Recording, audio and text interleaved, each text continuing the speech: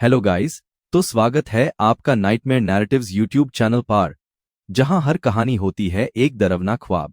आज जो दर्दनाक कहानी हम आपके लिए लाए हैं, उसका नाम है दर्पण का प्रतिबिंब। बस तो लाइट्स ऑफ कर लीजिए, हेडफोन्स पहन लीजिए और तैयार हो जाइए एक और रात भर सतने वाली कहानी के लिए।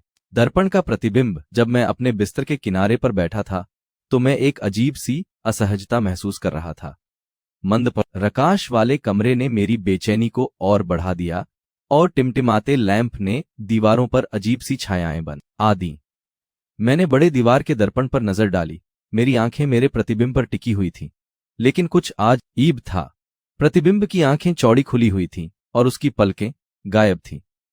उसकी दृष्टि स्थिर थी, बिना पलक झपकाए, और मेरी रीढ़ की हड्डी में सिहरन पैदा कर रही थी। मैंने घबराहट में सांस ली। मेरा दिल धड़कने लगा जब मुझे एहसास हुआ कि प्रतिबिंब मेरी गतिविधियों की नकल नहीं कर रहा था, वह अपनी ही सत्ता था। मैंने दूर देखने की कोशिश की, लेकिन मेरी दृष्टि दर्पण पर अटकी हुई थी।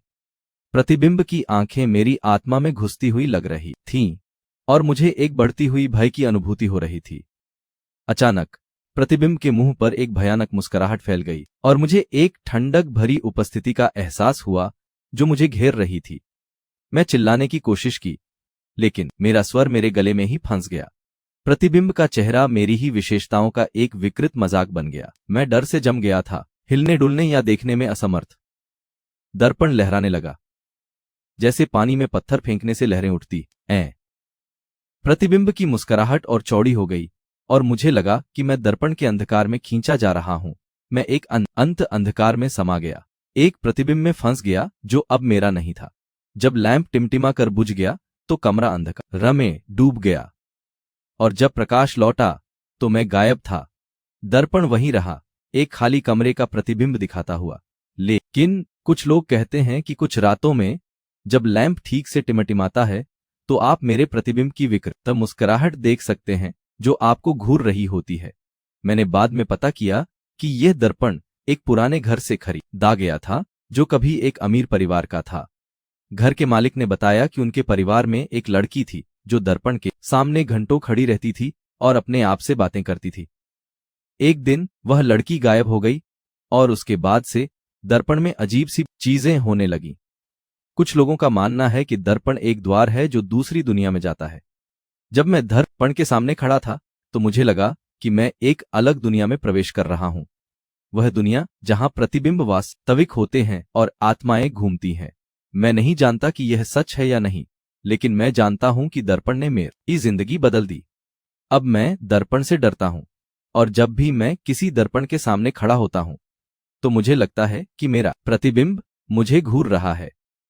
कुछ दिनों बाद मुझे एक पत्र मिला जिसमें लिखा था कि दर्पण अब मेरे पास नहीं है। वह पत्र किसी अनजान व्यक्ति ने लिखा था, जिसने दावा किया कि वह दर्पण का नया मालिक है। पत्र में लिखा था कि दर्पण अब उसके पास सुरक्षित है और वह इसका उपयोग अपनी आत्मा को देखने के लिए करेगा।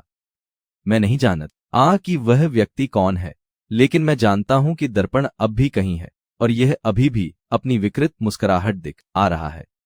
और जब भी मैं इसके बारे में सोचता हूं, तो मुझे लगता है कि मैं फिर से उस अनंत अंधकार में खींचा जा रहा हूं। दर्पण की कहानी यही नहीं खत्म होती। कुछ लोगों का कहना है कि दर्पण की विकृत मुस्कुराहट अब भी दिखाई देती है, और जो भी इसे देखता है वह अपनी आत्मा खो देता है। मैं नहीं जानता कि यह सच है या नहीं, लेकिन मैं जानता हूं कि दर्पण एक रहस्यमय वस्तु है जो हमारी आत्मा को छू सकती है।